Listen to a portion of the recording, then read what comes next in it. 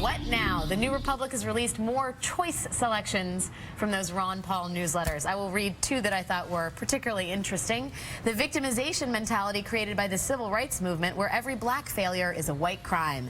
If there is indeed this sort of trouble ahead, it is just another reason why every honest American should be armed. My other favorite, we don't think a child of 13 should be held as responsible as a man of 23. That's true for most people, but black males age 13 who've been raised on the streets and who've joined criminal gangs are as big, strong, tough, scary, and culpable as any adult and should be treated as such. What do we make of that?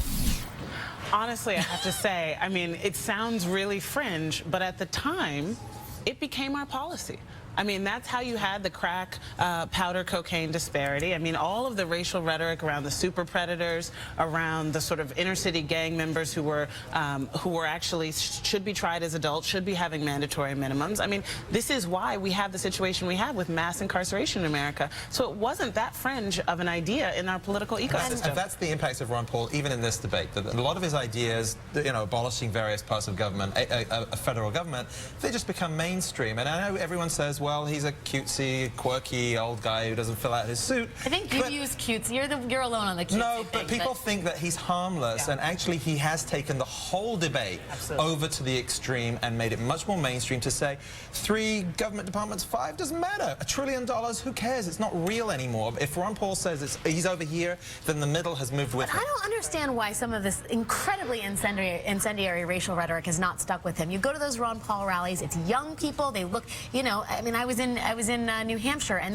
it's as if there's just a gulf. They have blinders on to this stuff, and they see the drug policy and the foreign policy, and the rest of it is just details. But I think that's true with every candidate. They're seeing the candidate they want to see. Right, you know, so it's like, and you know, I think over time it will stick with him, and I think that you know, you won't see Ron Paul being elected president. I think that will be one. Yeah, I think we've already established that in advance. Yes, so. we will see more of Ron Paul in future months ahead. Thanks again to Richard, Heather, Maggie, and Hugo. That's all for now. I'll see you back here tomorrow at noon Eastern. John Heilman joins us from South Carolina, and on the panel, Ben Smith, Rana Furuhar, I never get it right, Steve Kornacki, and Elizabeth Spires. But until then, you can follow us on ye old Twitter @NowWithAlex. Andrea Mitchell Reports is next.